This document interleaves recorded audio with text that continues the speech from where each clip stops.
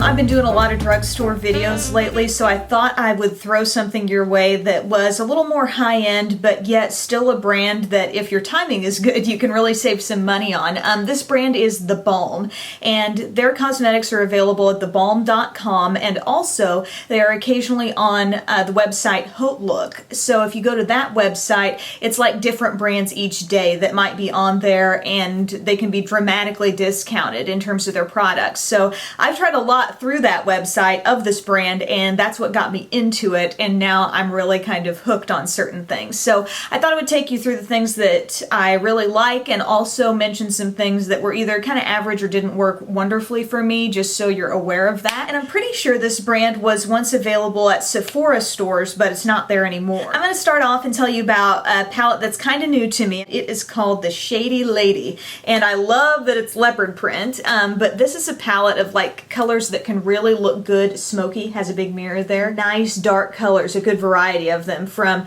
purple to blue to like a dark hunter green and your neutrals, browns and bronze and things like that. But I love these. The texture of these is just beautiful. I feel like they're super duper soft and just really pigmented, and I'm using them today. I actually just used this row right here. I used the neutrals, so like the lighter shade in here, and then I kind of smoked things out with this Sustainiac Courtney, and this is a brand that probably has some of the best packaging. Like, I love their names for stuff. I love the way, you know, how cute everything is, and so like they have unique cute names for all their shades too. But this is a palette that I really enjoy, and I know they have some other versions of this as well. This is the only one I've tried, but I really do like this. Another palette that I know I've gone on and on about is the Nude Tude palette, and I have a full review and tutorial on this if you want more information, but I'll just tell you now, it's wonderful. This is like my top favorite neutral eye palette. Even, I like it even just a little better than the Naked palette,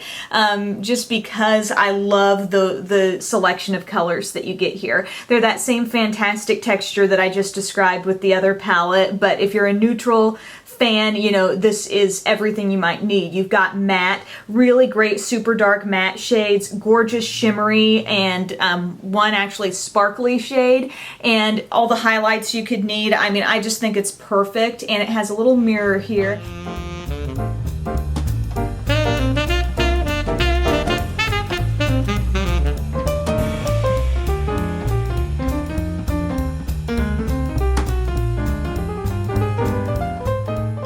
I think the blushes from the Balm are really great quality. I mean, I feel like they're right up there where the eyeshadows are concerned in terms of being pigmented, being the color you think they're going to be, you know, on your cheeks. And of course, I've gone through a bunch of blush dupes. I even duped, you know, one of my favorites from this brand, which is Hot Mama.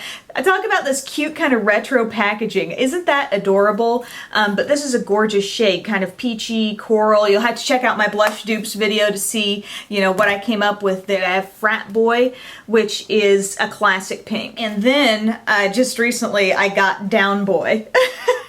Isn't it freaking adorable? This one is just a little bit brighter pink. This one maybe has a little more warmth to it. This is more cool, but I like all those blushes. It's not like they're undupable, because I did find a dupe for Hot Mama, but just speaking of their quality and their texture and how nicely they go on, they're really probably some of my favorite products that this brand makes. Next thing is called the Sustainiac, and this is a tint for cheeks and lips. I have it on my cheeks today, kind of right here in this area, and it's really cool. It operates a lot like Benetint does, because you take out a wand, although Benetint has a little brush on it and it's straight up liquid. This has like a doe foot applicator, and it is a gel in here. This is actually a red gel, so it's not going to pour out. But I like this. I think this might give off just a little more color than Benetint does, and I like them both, and I will continue to use them both, but I just feel like this might give off a little more pigment maybe,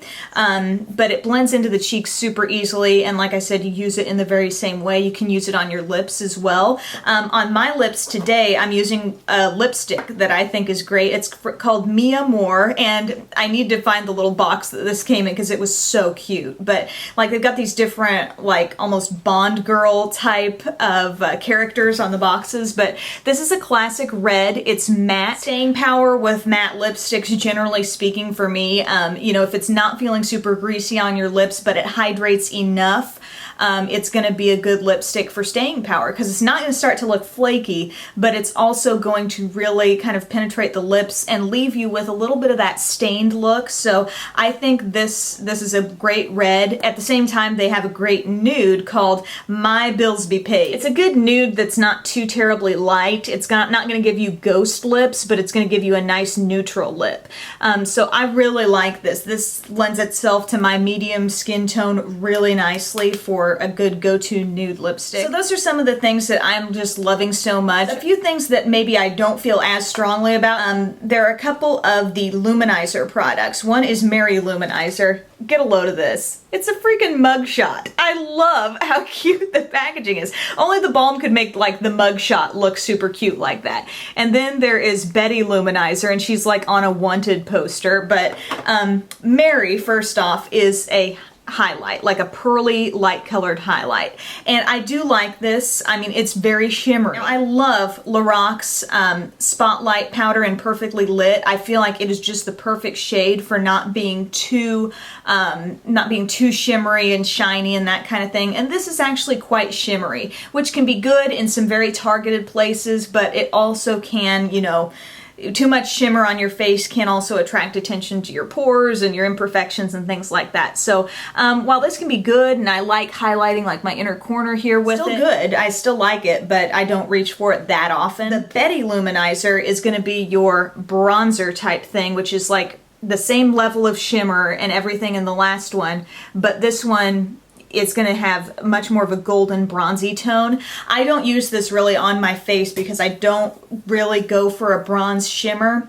If I'm looking to use bronzer, I'm usually going to contour with it, or, you know, I just want that natural slight deepening of my skin tone. When you put the shimmer in, it doesn't always stay looking that natural. So I might use this with a bigger brush kind of over my décolleté area for a little glow there, but I don't rely on this as a face product really at all. I've tried the Time Balm Concealer. This is kind of something that looks like it's in a small little like lip color pot or something. It has a little bitty sponge. I have it here in light. I would say this is a good coverage concealer, but it's a little bit dry. It's just a little bit drier than some of the kinds that I seem to really enjoy, which would be like Benefit's Erase Paste, Bobbi Brown Corrector and Concealer. Those are very hydrating concealers, and it only takes a teeny bit to do the job. With this, I'm not saying it takes a lot of product when you use the concealer, but I feel like it just gets to a drier state on my skin, and I don't really like that when it comes to any little lines that you've got going on underneath your eye. The dryness is not necessarily a favor to those areas. Whenever you're using any kind of concealer, you want to use the minimum amount possible so you don't have so much settling going on. And if you do, dab over that area with a Q-tip over your line, and it will pick up any excess and you'll be okay, you know? Just throwing that out there. But for this, it's not a bad concealer, but it is just a little bit dry for my liking. Texture can be everything when it comes to certain products, and I just mentioned that being dry. This mascara called Cheater, which again, can't fault them for the packaging at all. It's all so cute. But this is just a little wet for me. This is what the wand looks like. It's kind of one of those classic, like the brush part just spirals and spirals around. It's a little bit tapered at the tip. I feel like it was just a little bit heavy on my lashes. I think it darkened them up and gave them a really nice black glossy look, but yet it didn't allow them to really build as much as some drier mascaras can. So I'm not over the moon on that mascara. So there's my take on a bunch of Balm products. I know I haven't tried close to everything, but I felt like I tried enough variety by now throughout the line that I could give you a little heads up, and whether you want to shop for it on thebalm.com or keep an eye out for it the next time it's discounted on HauteLook, this way you have some ideas. So thanks so much for watching, guys. Have a great day. I'll see you next time.